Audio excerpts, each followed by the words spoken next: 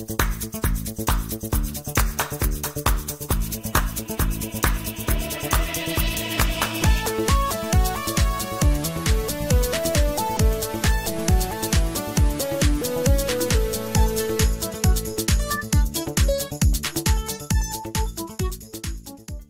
that movie, and today we have great guest with us. Let's welcome Mr. Thomas.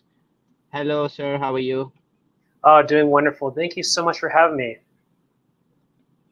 And yeah, Okay. so And so tell me about your.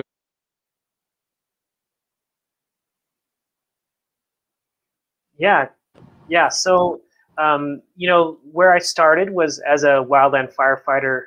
So out in the woods, flying in helicopters in the wilderness, cutting trees down, that kind of firefighter.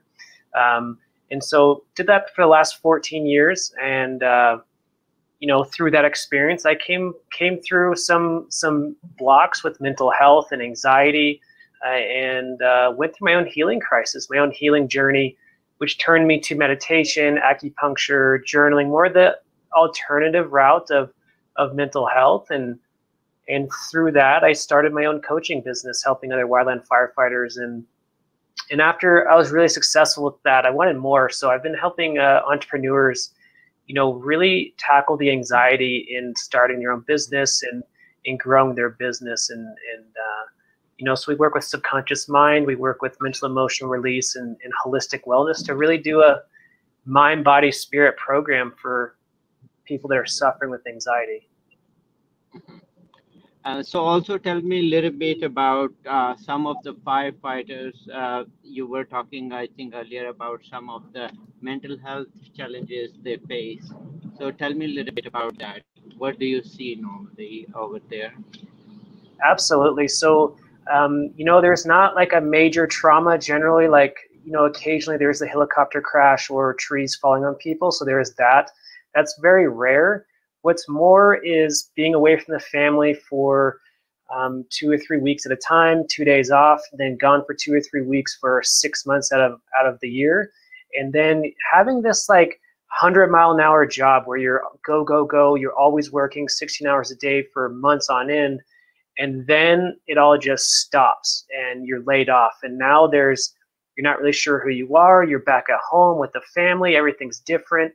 And this cycle is every 6 months where the wildland firefighters, they go into this really hardcore environment and then they get thrown back home. And there's not a lot of transition. There's not a lot of support. And so it often creates this kind of dual identity or this identity crisis that comes up every 6 months. And is definitely a big driver for the wildland fire community for the mental health issues that come up. Yeah, I thank you for sharing. I wasn't aware that that is such a 6 months out, and you have to actually. Of course, there are two issues. One is yourself. Second is your family. So tell me a little bit. What are the support groups, or how? Do we have anyone on working on that? Really, the wildland fire folks, there's really not a lot of support out there. It's not like the city firefighters where everybody kind of sees them. They have a lot of respect. Like, people don't see us. We're in the middle of the woods. We're fighting the fires, and a lot of people see the smoke, but they don't see us. They don't understand really what we go through, and so there's not a lot of public knowledge, and there's not a lot of support. So there's this grassroots movement to really bring this up to the surface for the public to find out that we do need support, we need help. The wildland fire community is definitely struggling with mental health, and specifically suicide, depression, anxiety are all major things in the firefighter community. Also, you're talking about a little bit mood disorder and suicidal ideation. So tell me, is there any education about, do you guys go through that or no? Generally, there's very little suicide awareness, suicide prevention. There's nothing like that. It's been a very old school mentality of, let's just tough it out, let's get back to work and stay busy, and that's not working anymore. So, I think there's a few companies like mine that are out there that are supporting wildland firefighters with mental health, but it's really rare. So it's not mainstream in the culture yet, or in in the agencies or the employers. It's we're working towards that, definitely. No, that is actually a big opportunity for all of us, in the media, podcasting, and TV and everything. To first of all, we thank you for what you work, you all do. You do amazing work, but we need to support all of you. First of all, awareness, education, and we want to make sure everybody is aware of some of the signs of depression. What are the things to take care? Other thing I have seen, I get sometimes a lot of patient regarding sleep about that. Are some of the sleep disorders and physical ailments, especially physically. So tell me a little bit about that. What are the how they are keeping themselves healthier? Yeah, absolutely. And so there's a major, when we're in the field for those, 6 months or 3 to 5 months, that's really intense. The sleeping, maybe 6 hours of sleep is a good night's sleep on a wildland fire, and when we're in the fire environment. And so that chronic lack of sleep definitely builds up. And then when we get home and the season's over, there's that same pattern of sleeping 3 to 6 hours a night is still there, and it usually lasts for a few months, if not the entire winter, and it becomes this chronic, really extended chronic lack of sleep, and the chronic fatigue from the physical athletic performance of what we're actually doing. And it really combines to create, this lowered immune system, higher inflammation, especially with, add on top of that the anxiety that's there now. So there's the chronic pain that comes in. So the chronic pain and chronic lack of sleep just compound some of the issues that we're going through with the mental health, with the anxiety, because the inflammation, it kind of lowers the immune system, lowers the gut health, and then of course that kicks on more inflammation. So it's kind of this feedback loop that's really hard to get out of unless you have a practitioner or you're working with somebody on your health. And there's not a lot of support or education for the wildland firefighters. They don't really know what's happening to their body necessarily. They just know they're tough and they're awesome, and they're feeling kind of not so good in the wintertime. So it's a major problem, the chronic pain, the lack of sleep. Of course, we run into that lack of focus and poor decision making in those. Once in a while we get those 48-hour shifts where we don't sleep, and that's where it really becomes apparent, and of course dangerous for us making those leadership decisions. And the sleep can really affect your ability to actually make a right decision, and unfortunately that can cause a lot of problems. So I will definitely reach out to my local firefighters, and after hearing that, we want to make sure to at least do their seminar remote or something, so at least they are aware of what are the resources they should have. I think, I mean, you all do fantastic job for all of us, and I think society owes to give back at least, the medical profession, to help all of them. So I will be definitely teaming up with you to do that. Tell me a little bit about, I understand you do a lot of podcasting and also trying to help a lot of for counseling. So tell me a little bit if you want to share some of those experiences. Yeah, podcasting. I have my own podcast, Sacred Ancestry, and that's definitely more spiritual healing, alternative healing. We kind of bring up anything mental, emotional, spiritual health, and of course we're bringing the physical health of supplements, of naturopath doctors, of acupuncture, all those kinds of alternative ways of looking at health. And can you repeat the last part of your question? I didn't catch the last piece. No, yeah, I was asking, would you like to share some of the tips which you have seen with dealing with certain, you would like to share some stories? Oh yes, absolutely. So I think I guess for me and other clients I've had that specifically have anxiety, I don't treat or diagnose anxiety. So please, work with your provider, your healthcare provider. But these are more tips and tricks that I've used, and I think the first one is really going outside, getting grounded, or being around trees, being outside in nature, focusing on your breath. So that is a major one, is getting outside every single day. And The other thing is meditation. Daily meditation in the morning, even if it's 5 minutes, actually completely changes your day, and it prepares you for. It lowers all the markers for that high stress cortisol. So the meditation is a huge part of it. I'd also say nutrition and what we're eating has a major impact on anxiety and mental health, because when we have a lot of inflammation in our bodies and we have inflammation in our brain, this is a big correlation between inflammation in the brain and mental health. So when we focus on a low inflammation, I would really recommend the Autoimmune Solution by Dr. Amy Myers. Like that book, great stuff in there for low inflammation diets. So the foods, also kind of our media, what are we taking in every day? If it's scary movies, or if it's really intense action movies, or the news that's really hard, like all those things have an impact on our mental health. So there's a lot of, there's so much, I guess, holistically looking at the whole life, right? There's a lot we can dive into. I think a big one that's missed is gut health, definitely, because again, that triggers that inflammation, lowers the immune system. So getting on a good probiotic and eating foods that really support your gut health is a huge thing to start with. Yeah, there's a lot there. Thank you for sharing that. I think that is so true. There is a mutual benefit with probiotics with our healing going on, because there are the gut bacteria. Actually, there is the interaction between those bacteria and your cells to produce beneficial hormones to actually benefit your body. So they have also rhythm. So they have seen those actually affect your sleep, also obesity, weight gain, and like you said, inflammation, which we are seeing a lot. Also, the problem with a lot of folks. Also, tell me how are you dealing with COVID, or how is it has changed anything for you?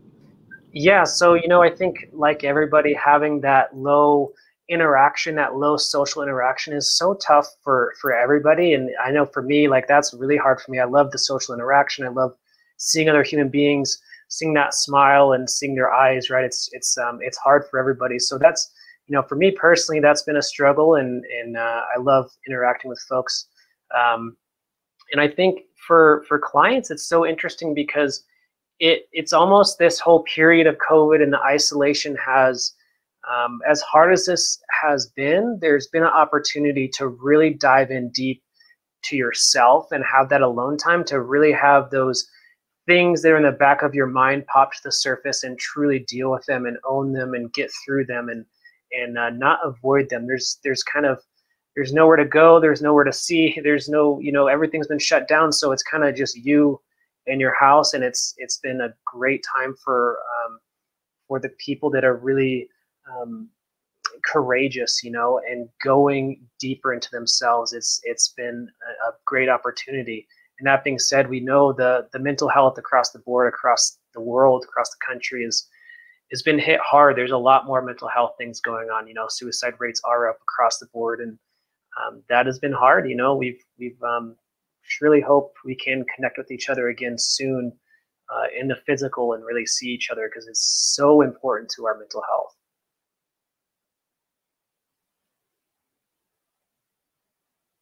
Yeah, thank you for putting emphasis on mental health, and that is so true.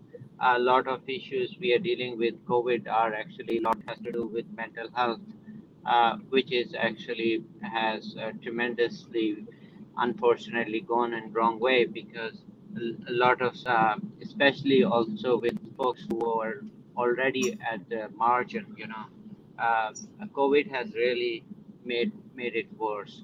Um, but what we can do is best is support, educate, and make sure we have support group. We try to help each other and try to bring awareness. I think so. Keep up the good work with your podcasting, and bring special emphasis on mental health. I see you have a lot of passion for mental health education, right?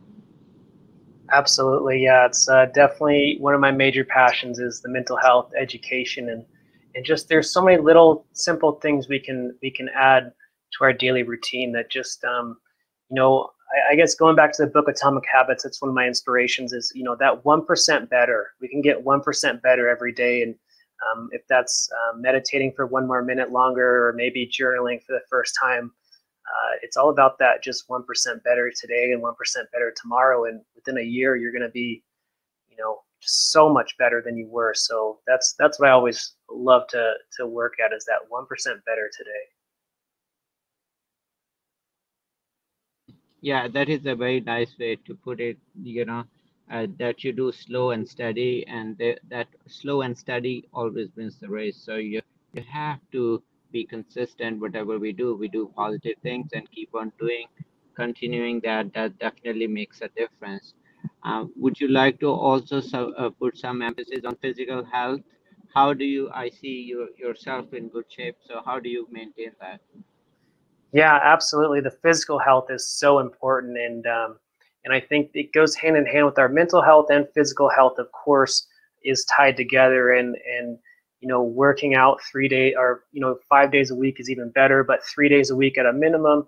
And I like to really focus on like healthy strength training or resistance training 3 days a week, and actually having some cardio 1 or 2 days a week.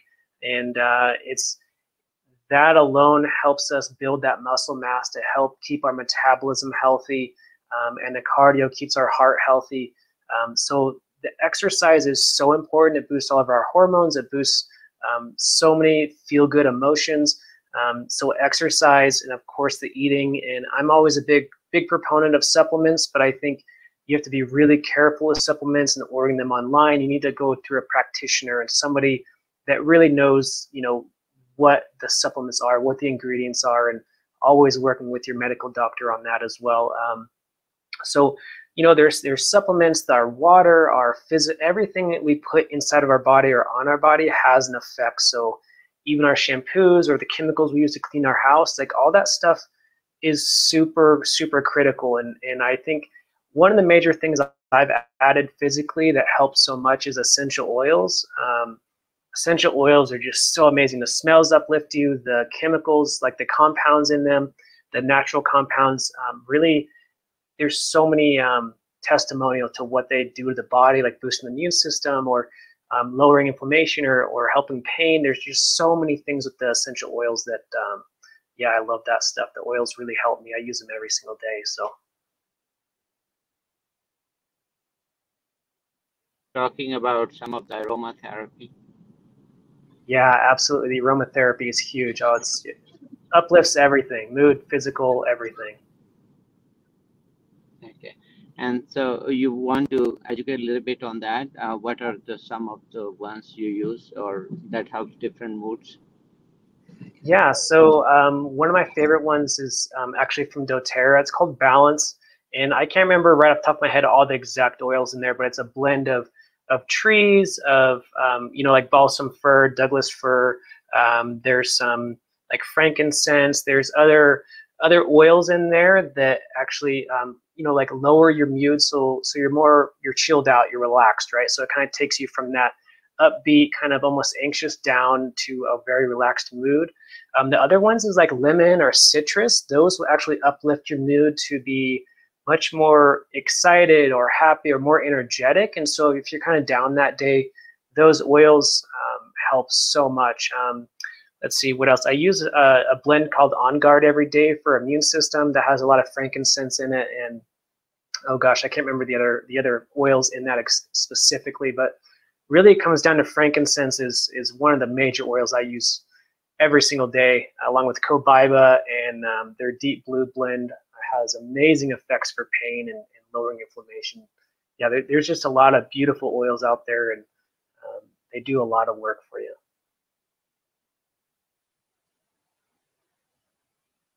Thank you for giving us insight on the aromatherapy. Now, also like to ask you about, and actually, then we'll discuss a little bit on, we touched a little bit on the sleep disorders. So one of the sleep disorders which I see a lot with is sleep apnea, because their neck size and BMI and obesity risk are so high. For some reason, I have seen a lot with even, the police department as well as firefighters. Um, do you see that also a problem that people are taking foods or eating food, junk food, which really ruins their health?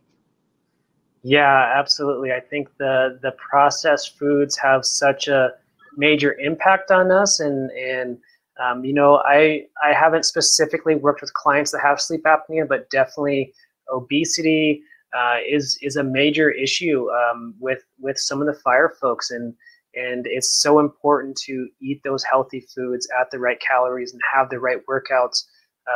It's huge, and getting that BMI down just for longevity for health, it's so critical to focus on those, healthy, more greens, more vegetables, some fruits, and clean, healthy meats. Those grass-fed meats or organic meats.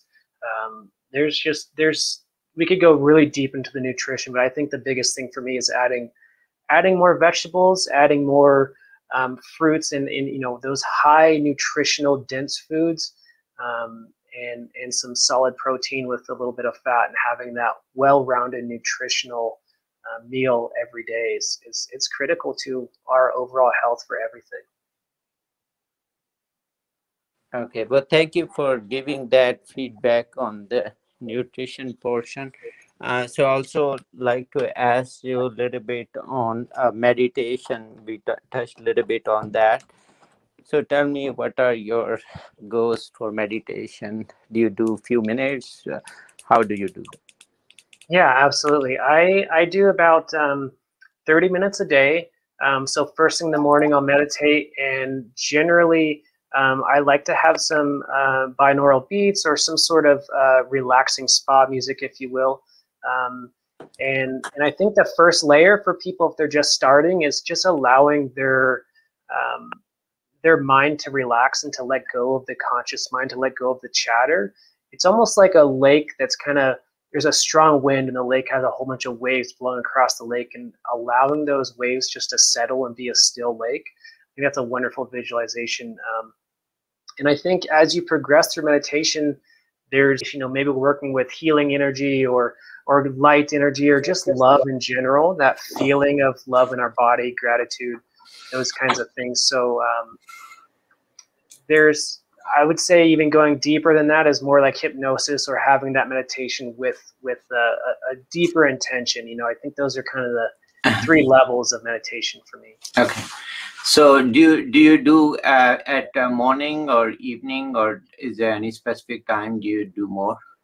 I do in the morning every day, and then sometimes if I'm had a lot of computer time, or maybe I've had a lot of clients in a row, I'll do something in the middle of the day for like 20 minutes, and then sometimes in the evening, just depending how I'm feeling before bed. But I'm definitely like every day in the morning for me. It just helps me get that day into the best way possible. It sets me up for so much success just having that meditation.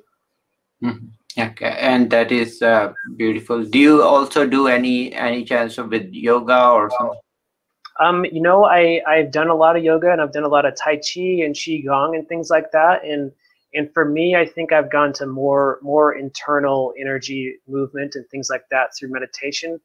But I highly, highly recommend the yoga, the Tai Chi, the Qigong. Those internal, slow moving arts are so powerful. They really connect you with your breath and your mind and your body, and it really takes you to a whole other level, especially when you go to a class with somebody that's trained.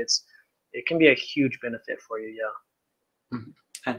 And definitely that is really helpful to keep these throughout day. And you can do also, go out, especially with COVID now. I see more, I emphasize, a lot of people don't realize, but working from home actually makes it worse in terms of, because we don't seek outdoor, or we don't have any outdoor connection, which we used to do when we were working outside, right? Right. But with that, because we are sitting indoors all the time, all the positive energy which nature has, the light, the sunlight, the blue sky, there's a reason the sky is blue, and that resets our sleep and so forth. But that is gone, once you are indoors, and so we Right. have to go outside. So it's harder with COVID for sure, but also go outside, spend some time, even few minutes walk or do something, maybe just sit there. That's fine. Enjoy the nature, and you will feel your mood is much better. You can handle stress better. You enjoy your food. No need to eat quickly like with fast food. We are kind of forced to eat in 5 minutes. I think that's the worst anyone can do. Mhm. But thank you for coming, and it was pleasure learning. And also, I never knew that they are having such a problem with the mental health, and that really opened my eyes myself. Although I deal with some of their issues, but I did not know that they have no support group or nobody working. So that was really helpful to know. I'm sure a lot of my folks who are listening will also find it helpful to know, and we'll definitely reach out to those departments and try our best we can as a provider. Any final thoughts would you like to share? Yeah, I think the biggest thing is there's for anybody suffering with mental health or physical health, like there's always hope. There's so many modalities. There's so many doctors. There's so many different types of healers and helpers and practitioners out there. So there's always help. And if people are really called to the wildland firefighter cause, there's a pretty big movement right now with it's called Wildland Grassroots or Grassroots Wildland, and there's a big committee being formed and actually working with Congress to really help get the mental health support we need, get some pay, get some retirement things set up for us that has been lacking in the past. So that's the biggest way. If you just Google the Grassroots Wildland, it'll pop up, and that's what we all need to be doing, is supporting that organization. So I really appreciate your having me on the show today, and yeah, thank you. Thank you for coming. And how people can listen to your podcast, if you can want to share your website or podcast. Yeah. Well, Yeah, so you can find me at mountainmindtricks.com and integrativeentrepreneurship.com. And I also have Sacred Ancestry Podcast. It's on every platform out there, whatever podcast downloader you have, it's on there. You can find me on Facebook and Instagram, just Mountain Mind Tricks on Instagram, and Thomas and Wurm on Facebook. So yeah, you can find me at those places. And yeah, thank you. thank you for coming to our show, and it was wonderful to learn and also get to know all these problems they are facing. I hope we can help everyone. So everyone, go to your local firefighter area and get enrolled, or if you are a medical provider, maybe we should do some sessions or something. So I think we should all pitch in and try not only to help financially, and also you support our heroes, local heroes, and start with local, and then it's going to be we all gonna be fine if we support locally each other. Thank you, and take care. Thank you for coming to our Thank, show. thank you. Mm.